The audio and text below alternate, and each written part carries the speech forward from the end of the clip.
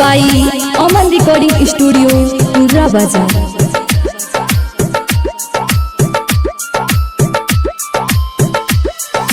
DJ Umesh Sukhipur बाजार।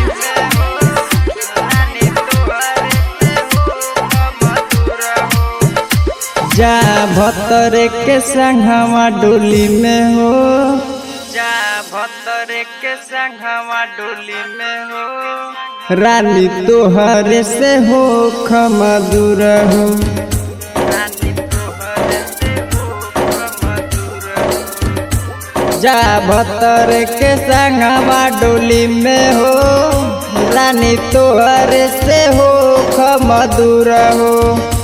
काल्हे डोलिया में जई बुए जान,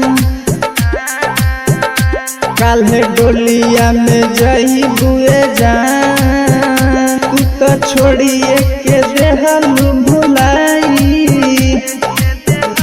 जा भतरे के संगवा डोली में हो, रानी तोहरे से हो खमदूर हो।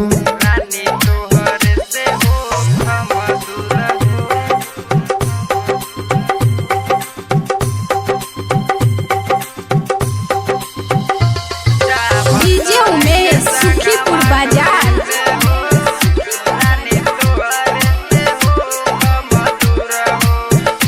रानी सपना देख के जात बाड़ू, रह नहीं पाइब हम हो,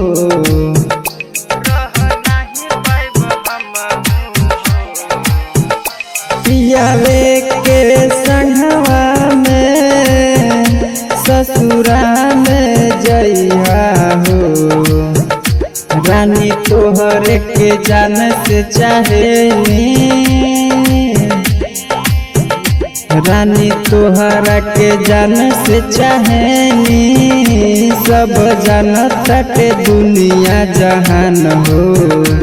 जा भतरे के संगवा डोली में हो, रानी तोहरे से हो खमदूर हो, रानी तोहरे से हो खमदूर हो।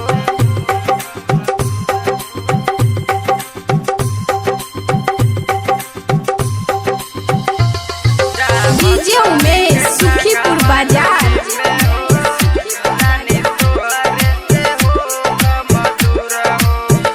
रानी कबहू न सोचनी इतना तू देबू हमके रोआई।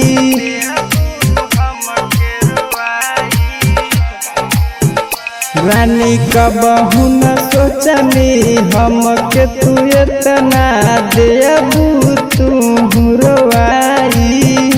रानी गुलू बे दर्द के दिल तोड़ के तू जात बाड़ू सन के संगवा, नसीब में न रहलू ये रानी।